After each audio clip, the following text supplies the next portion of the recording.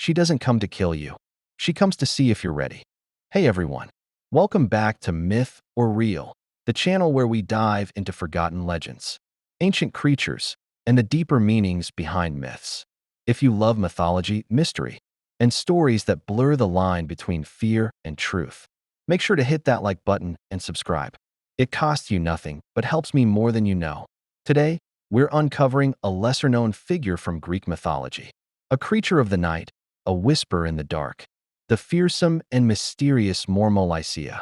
Imagine ancient Greece, before electricity, before bedtime cartoons, when the only thing between you and the dark was fire and imagination.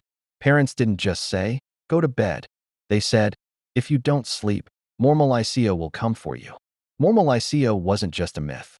She was a shadow stitched into culture. She was fear personified. But who was she really? Let's begin. Mormolyceia, or Mormo, as she's sometimes known, was no goddess.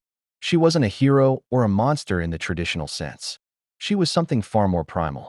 In the oldest Greek stories, she was a demoness, a bogey woman, a servant of the goddess Hecate, the deity of witchcraft, crossroads, and the night.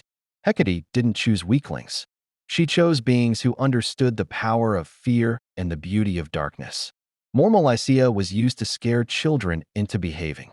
But beneath that simple story lies a deeper archetype. She was the fear of misbehavior, the consequence of stepping out of line, the shadow that follows those who ignore the rules. Philosophically, Mormolyceia represents fear not as a punishment, but as a lesson. Ancient Greeks didn't just fear her because she bit or clawed. They feared her because she watched. She was always near, not always attacking, but always aware. She was fear with purpose. We often run from fear. But what if fear is meant to be our teacher? That's what Mormolyceia reminds us.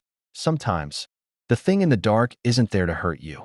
It's there to show you a truth you're not ready to face. In later stories, Mormolyceia became more complex. She wasn't just a shadow. She became a shapeshifter. A beautiful woman by day, a horrific monster by night. She lured men with charm, only to reveal rows of sharp teeth, claws, and fire-red eyes. She joins the ranks of Lamia and Impusa, creatures who were once human or divine, but twisted by betrayal, rage, or curses. Like them, Mormolyceia came to represent temptation, illusion, and the cost of looking only at appearances. Think of her as the first femme fatale, the warning that beauty can be a trap, that desire can blind you. As one of Hecate's attendants, Mormolyceia wasn't evil in the way we understand it. She was part of a greater cosmic order, an agent of balance. Hecate, the goddess of magic and ghosts, ruled over thresholds, the moments between sleep and wake, life and death, choice and consequence. Mormolyceia stood at the edge of those thresholds, not to drag you across, but to ask, "Are you ready?" Over time, as Christianity spread and older myths faded, Mormolyceia slipped into the shadows of forgotten lore. She stopped appearing in epics or tragedies. But she didn't die. She evolved. You still see her today, maybe not by name, but in every horror story about creatures who watch you sleep, in every tale of the beautiful stranger who is not what they seem, in every moment your instincts scream at you to run from the dark. That's Mormolyceia. She's not gone. She's just watching.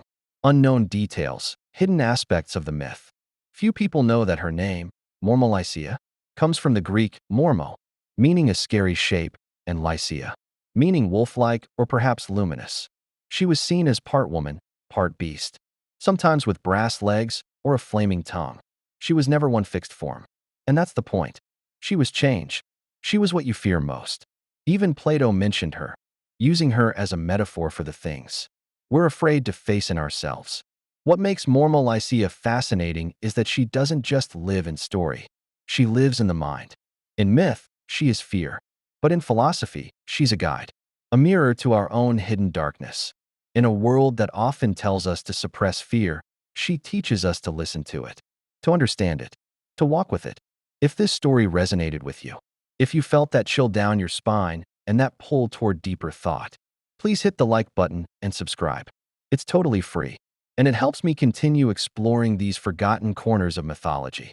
And tell me in the comments, who is your favorite mythological figure? Do you love kings like Agamemnon? Warriors like Achilles? Demons? angels, or wild creatures from the edge of the world. I want to know what legends inspire you. Mormolyceia may not be as famous as Medusa or Hades, but her presence lingers, just out of sight, just beyond reason. She is the whisper in the night that says, "Are you sure you're safe?" And maybe, just maybe, she's not there to scare you, but to wake you up. Until next time, stay curious, stay questioning, and remember, every myth hides a truth, waiting to be discovered. Thanks for watching Myth or Real. I'll see you in the next one.